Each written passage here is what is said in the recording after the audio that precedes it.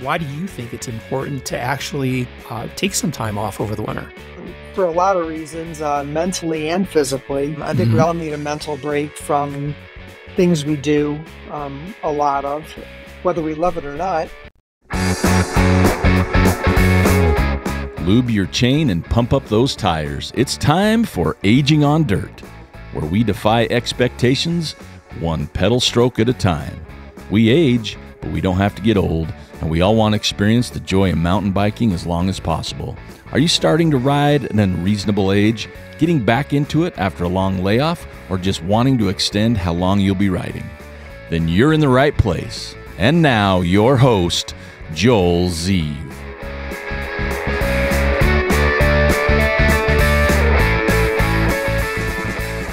Today, we're going to talk with Randy Guymer. Today's topics are going to be tips for getting back into riding in the spring after a long time off the bike. Randy's going to share some of his background, but before we get into it with him, let me explain why I picked Randy for the show.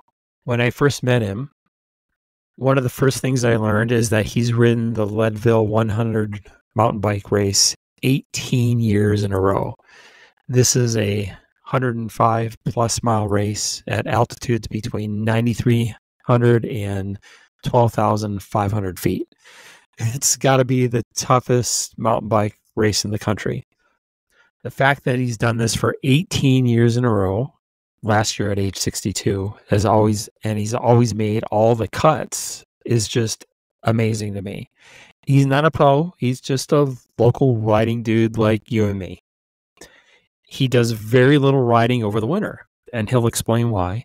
So I think he's the perfect person to cover this topic for you, because he starts every spring at near zero and built up slowly to this monster race each year.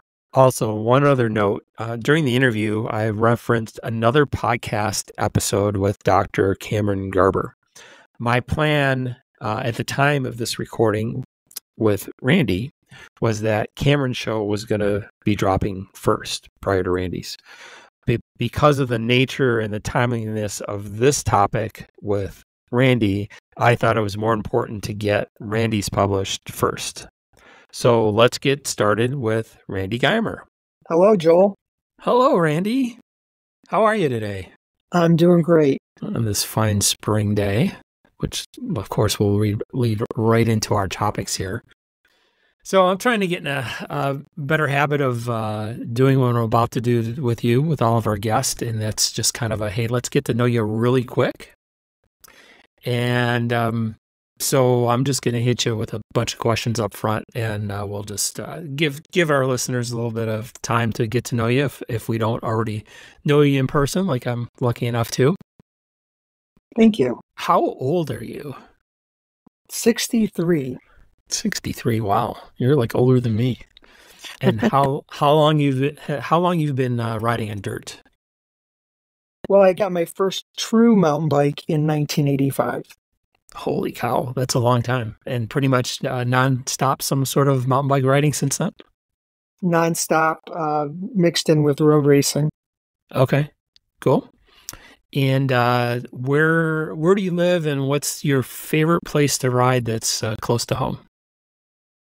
Well, I live in Ogden, and my favorite place to ride close to home is North Fork. Good choice. It's got to be mine too. Absolutely. Yeah. What's your favorite genre of mountain bike riding? Cross country. Okay. I'm not surprised based on what we're going to talk to you about today. Yeah, not overly technical. Okay. And tell me, do you have just acoustic mountain bikes, e-bikes, or both? I've got both. Okay, good. A lot of us do. Yeah. And what's if you think back over the last year of what you've accomplished on a mountain bike, what would you say your most proud accomplishment was over the last year? Over the last year, completing my 18th Leadville Trail 100. That is just crazy. I cannot imagine that. I mean, that's just amazing. And that's really why you're my guest on the show for this particular podcast, is we're going to talk about, for us aging riders, how we're going to get in condition or back in shape after taking taking the winter off. And I honestly couldn't think of anybody better than you to talk about this, that as we get older, that we all can relate to, because being able to do that Leadville course at your age for 18 years in a row is just mind blowing. And we probably need to do a whole different podcast just on your experiences with that race. But for today, anyway, we want to focus on picture a lot of us take the winter off. And what's your routine to get back into things? And I think maybe the first thing we start with is why do you think it's important to actually take some time off over the winter?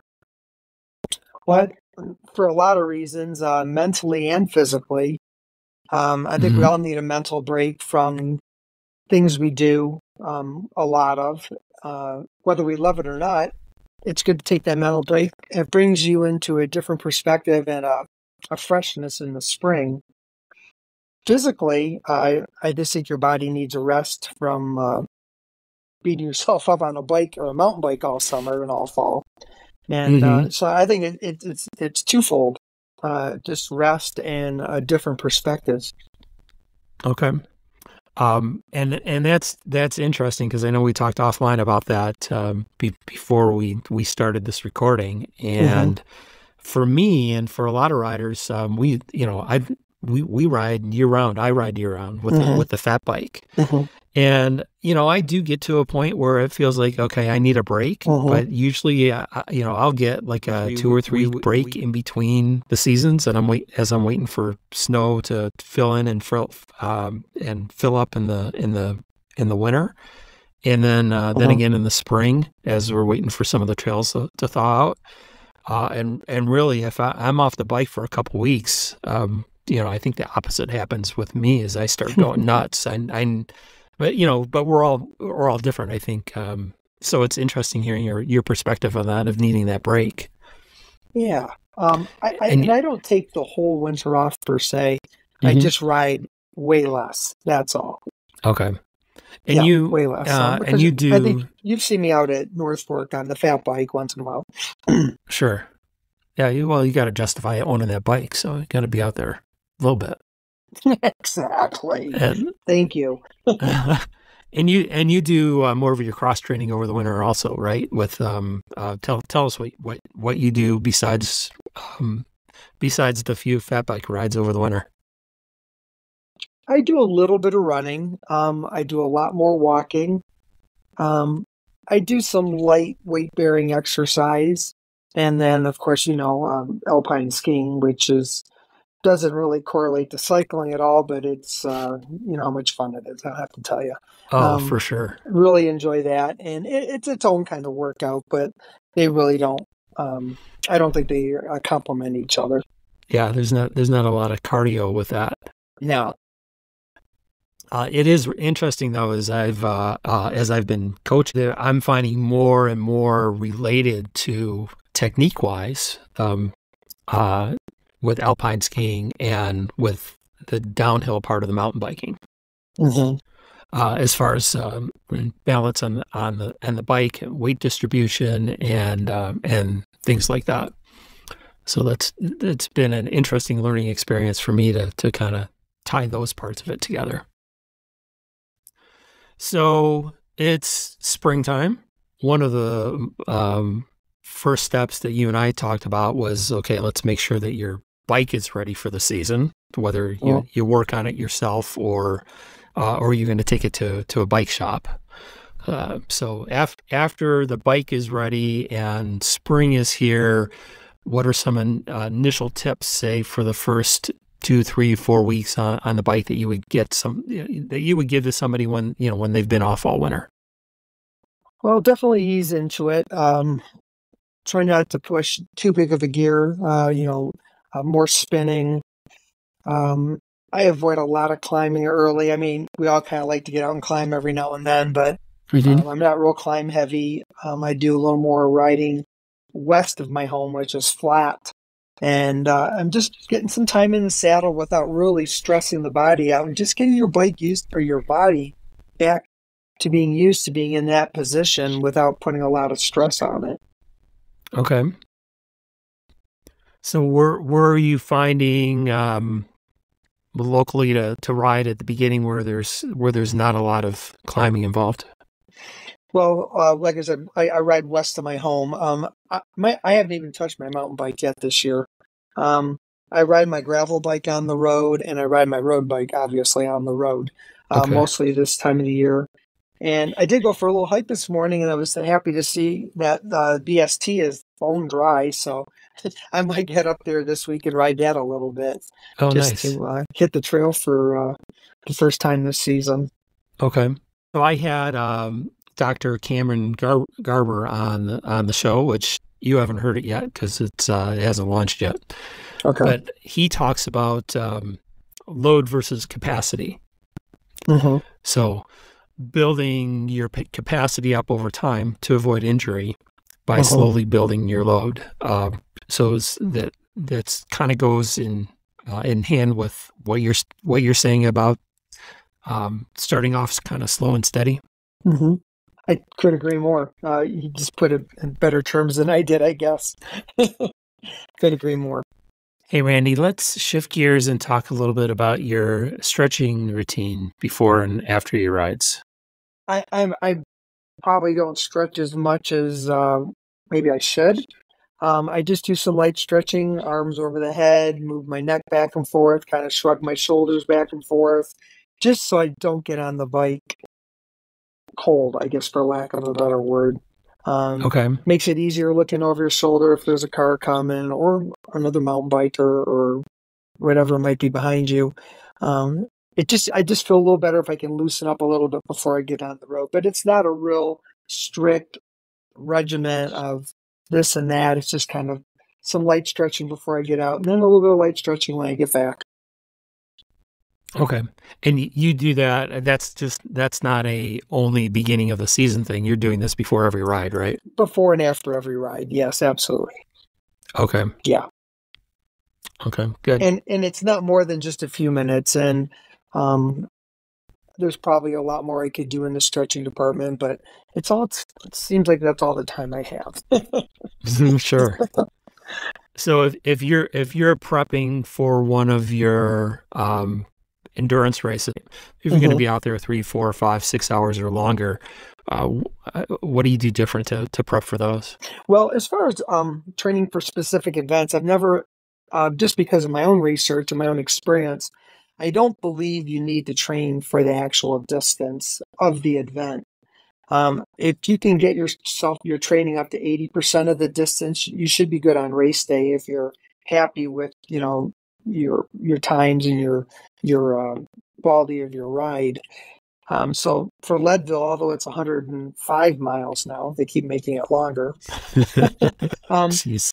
I have never done a training ride prior to Leadville more than about 75 or 80 miles. You definitely got to put the miles in. I mix long endurance rides with interval training days, and I only do interval training once a week. I think at this point in my life, that's all I really need to do. I know there's people that do more intervals than that per week that are serious about their racing, but that's what I do. And it seems to work for me. So are you doing interval rides? Can you do those on a mountain bike? You're talking like on a trainer or the road bike? Well, you can do them on a mountain bike. They're going to be a better workout, more controlled if you can do it on the road, though. I have a couple of 1 mile long climbs in North Ogden where I can get a controlled effort in, and traffic's usually not a problem because I do them on weekdays, mid-morning when everybody's gone to work and people have gone to school, and so I don't have any traffic issues. So that's how I prefer to do them. What are the durations of your intervals when you're doing them? Well, I start short. I usually do 2 sets of 4 intervals, so 8 intervals total. At the beginning of the season, and then the intervals are each 4 minutes long. And when I get a little further into the season, my sets grow to 5, and the time goes out to about 6 minutes. So I do 5 6-minute intervals, rest, and then I do another a set of 5. So it takes a little bit of time, and they're no fun. Well, that's why you're doing it once a week. So that's why I do them once a week, and by the time I get them stretched out to 2 sets of 5 at 6 minutes long, I mean, it takes a big chunk of time too, right? With the rest in between and everything. So yeah. Okay. Yeah. Well, and on a future podcast, I've got another interview with Dr. Cameron Garber, and he's specifically talking about this 80-20 principle, spending 80% of your time in zone 2, and 20% in doing intervals, and up at zone 4 and zone 5.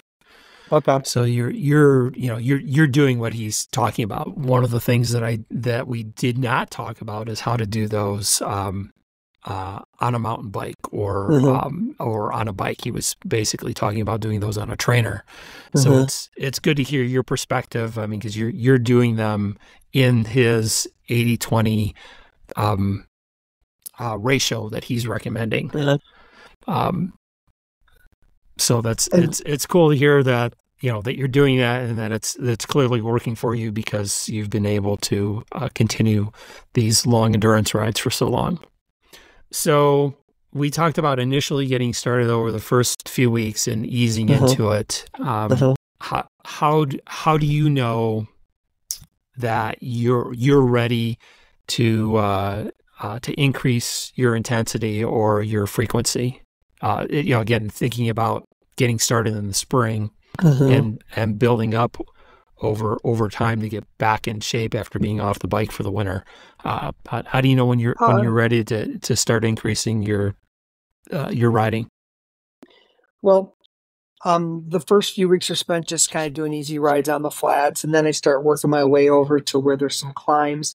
And I've been going up and down some of the side streets there in North Ogden, which there's some pretty good vertical in there, I think But I'm not doing anything specific. I'm just climbing. And I'm going to get to one day where I'm going to say, I'm feeling really good. I'm feeling kind of light on my pedals. I think I'm ready to start ramping it up and doing some intervals. So for me, it's kind of a feeling. I feel comfortable on the climbs. I don't feel like I'm dragging a cinder block behind me anymore. And that's kind of my my own personal inclination, or my own indication that I'm ready to ramp up and start doing intervals once a week. That's how I kind of ease into it. And there's nothing scientific behind it. It's just kind of seat of the pants. And it's from 40 years of riding and racing that, I just I know my body and when I'm ready. Exactly. Yeah. Yep. Any other tips that you can think of as far as getting back going in the springtime? Just don't overdo it early. Listen to your body. If you've had a really hard ride, but you want to go out the next day, just don't follow it up with another hard ride. You might want to dial the intensity back early season. You don't want to have any injuries, and if you feel an injury coming on, a sore knee or something, that's clear indication that you need to back it off. Okay. Yeah, and recover. Because once you get hurt, the recovery time can be long, especially as we get older.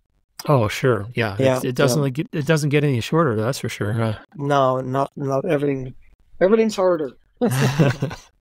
Any advice for preparing for either the shorter or the longer rides, as far as your water and fuel that you take with you on the rides?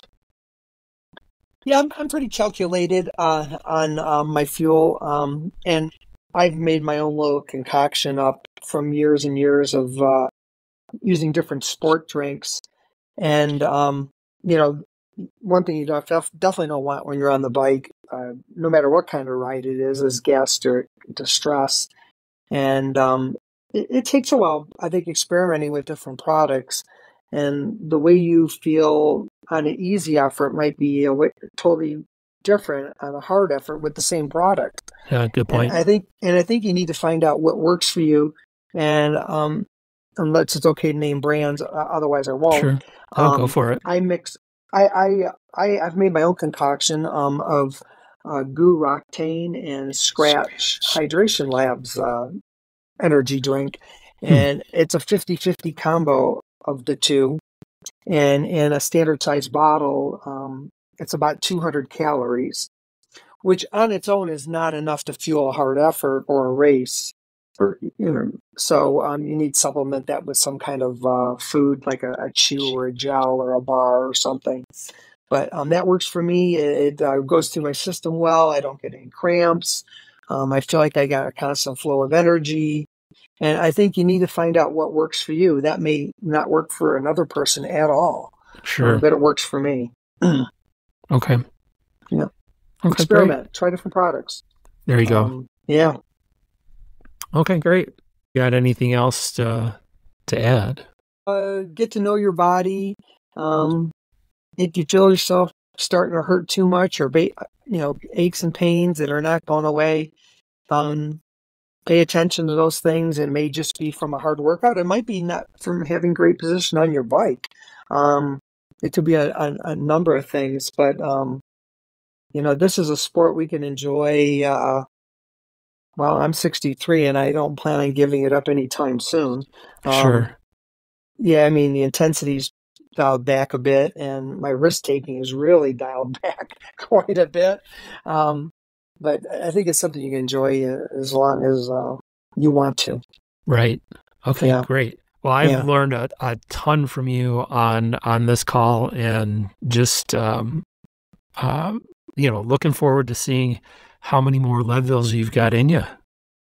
Well, 2 for sure. The goal initially is 20, right? It is 20, and because then I get these ginormous rodeo style belt buckle with my name on it, and it says 2,000 miles, and it's really it's a for me it'll be the trophy of a lifetime. Oh, I bet. That is so cool. I don't know how many more I have in me, not because I don't want to do the event anymore. It's just such a huge time commitment and money. So we'll see. We'll just take it year by year after number 20. Okay. Yep. Great. Yep. Well, Yeah. good luck this year with number 19. Thank you. And maybe we'll have you back on the show before or after that and talk more specifically for how you did your training for that. That would be awesome. I'd love to do that. Great. All right. Well, thanks for your time, Randy. Well, that's another lap around the bike park for Aging on Dirt. I hope you've learned something and or found this entertaining. Most importantly, go out and apply what you've learned so you can experience more joy on your bike. Remember, Joel wants your input. What topics and or guests do you want to hear?